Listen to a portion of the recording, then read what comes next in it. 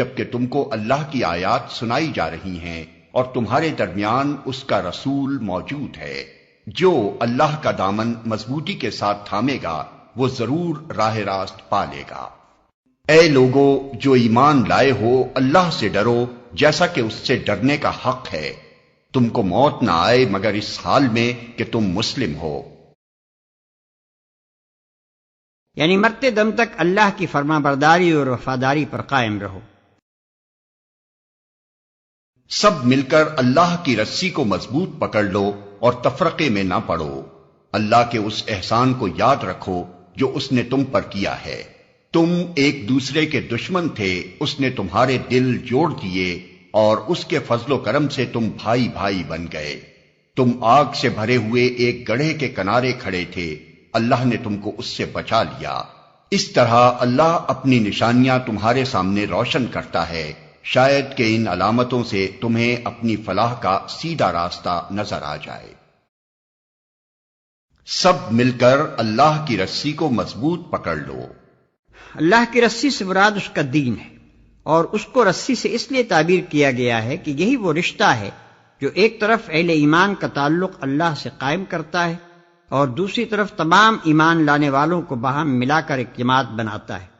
اس رسی کو مضبوط پکڑنے کا مطلب یہ ہے کہ مسلمانوں کی نگاہ میں اصل اہمیت دین کی ہو، اسی سے ان کو دلچسپی ہو، اسی کی اقامت میں وہ کوشاں رہیں اور اسی کی خدمت کے لیے آپس میں تعاون کرتے رہیں۔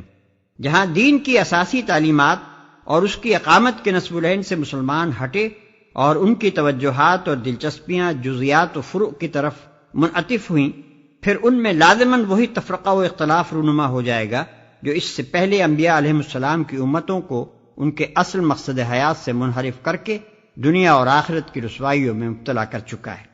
اللہ نے تم کو اس سے بچا لیا۔ یہ اشارہ ہے اس حالت کی طرف جس میں اسلام سے پہلے اہل عرب مبتلا تھے۔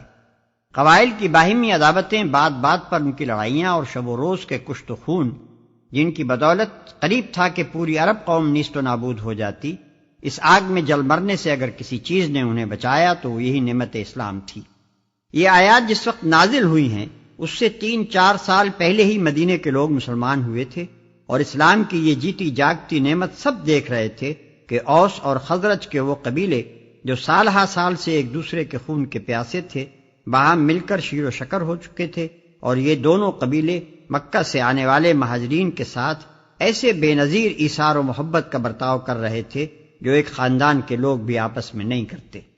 شاید کہ ان علامتوں سے تمہیں اپنی فلاح کا سیدھا راستہ نظر آ جائے۔ یعنی اگر تم آنکھیں رکھتے ہو تو ان علامتوں کو دیکھ کر خود اندازہ کر سکتے ہو کہ آیا تمہاری فلاح اس دین کو مضبوط تھامنے میں ہے یا اسے چھوڑ کر پھر اسی حالت کی طرف پلٹ جانے میں جس کے اندر تم پہلے مبتلا تھے۔ آیا تمہارا اصلی خیرخواہ اللہ اور اس کا رسول ہے یا وہ یہودی اور مشرک اور منافق لوگ جو تم کو حالت سابقہ کی طرف پلٹا لے جانے کی کوشش کر رہے ہیں؟ تم میں کچھ لوگ تو ایسے ضرور ہی رہنے چاہیے جو نیکی کی طرف بلائیں، بھلائی کا حکم دیں اور برائیوں سے روکتے رہیں۔ جو لوگ یہ کام کریں گے وہی فلاح پائیں گے۔ کہیں تم ان لوگوں کی طرح نہ ہو جانا جو فرقوں میں بٹ گئے اور کھلی کھلی واضح ہدایات پانے کے بعد پھر اختلافات میں مبتلا ہوئے۔ جنہوں نے یہ روش اختیار کی وہ اس روز سخت سزا پائیں گے۔ پھر اختلافات میں مبتلا ہوئے۔ یہ اشارہ ان امتوں کی طرف ہے جنہوں نے خدا کے پیغمبروں سے دین حق کی صاف اور سیدھی تعلیمات پائیں، مگر کچھ مدت گزر جانے کے بعد اساس دین کو چھوڑ دیا اور غیر متعلق ضمنی و فروعی مسائل کی بنیاد پر الگ الگ فرقے بنانے شروع کر دیے۔ پھر فضول و لایانی باتوں پر جھگڑنے میں ایسے مشغول ہوئے کہ نہ انہیں اس کام کا ہوش رہا جو اللہ نے ان کے سپرد کیا تھا، اور نہ عقیدہ و اخلاق کے ان بنیادی اصولوں سے کوئی دلچسپی رہی جن پر در حقیقت انسان کی فلاح و سعادت کا مدار ہے۔ جبکہ کچھ لوگ سرخ رو ہوں گے اور کچھ لوگوں کا منہ کالا ہوگا۔ جن کا منہ کالا ہوگا ان سے کہا جائے گا کہ نعمت ایمان پانے کے بعد بھی تم نے کافرانہ رویہ اختیار کیا۔ اچھا تو اب اس کفران نعمت کے صلے میں عذاب کا مزہ چکھو۔ رہے وہ لوگ جن کے چہرے روشن ہوں گے تو ان کو اللہ کے دامن رحمت میں جگہ ملے گی، اور ہمیشہ وہ اسی حالت میں رہیں گے۔ یہ اللہ کے ارشادات ہیں جو ہم تمہیں ٹھیک ٹھیک سنا رہے ہیں، کیونکہ اللہ دنیا والوں پر ظلم کرنے کا کوئی ارادہ نہیں رکھتا۔ یعنی چونکہ اللہ دنیا والوں پر ظلم کرنا نہیں چاہتا، اس لیے وہ ان کو سیدھا راستہ بھی بتا رہا ہے، اور اس بات سے بھی انہیں قبل از وقت آگاہ کیے دیتا ہے کہ آخر وہ کن امور پر ان سے باز پرس کرنے والا ہے۔ اس کے بعد بھی جو لوگ کجروی اختیار کریں اور اپنے غلط طرز عمل سے باز نہ آئیں، وہ اپنے اوپر آپ ظلم کریں گے۔ زمین و آسمان کی ساری چیزوں کا مالک اللہ ہے، اور سارے معاملات اللہ ہی کے حضور پیش ہوتے ہیں۔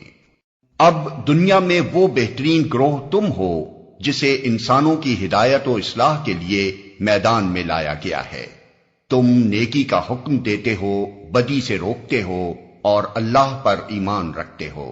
یہ اہل کتاب ایمان لاتے تو انہی کے حق میں بہتر تھا، اگرچہ ان میں کچھ لوگ ایماندار بھی پائے جاتے ہیں، مگر ان کے بیشتر افراد نافرمان ہیں۔ جسے انسانوں کی ہدایت و اصلاح کے لیے میدان میں لایا گیا ہے۔ یہ وہی مضمون ہے جو سورہ بقرہ کے 17ویں رکوع میں بیان ہو چکا ہے۔ نبی عربی صلی اللہ علیہ وسلم کے متبعین کو بتایا جا رہا ہے کہ دنیا کی امامت و رہنمائی کے جس منصب سے بنی اسرائیل اپنی نااہلی کے باعث معزول کیے جا چکے ہیں، اس پر اب تم معمور کیے گئے ہو، اس لیے کہ اخلاق و اعمال کے لحاظ سے اب تم دنیا میں سب سے بہتر انسانی گروہ بن گئے ہو، اور تم میں وہ صفات پیدا ہو گئی ہیں جو امامت عادلہ کے لیے ضروری ہیں، یعنی نیکی کو قائم کرنے اور بدی کو مٹانے کا جذبہ و عمل، اور اللہ وحدہ لا شریک کو اعتقاداً و عملاً اپنا الہ اور رب تسلیم کرنا۔ لہذا اب یہ کام تمہارے سپرد کیا گیا ہے، اور تمہیں لازم ہے کہ اپنی ذمہ داریوں کو سمجھو اور ان غلطیوں سے بچو جو تمہارے پیش رو کر چکے ہیں۔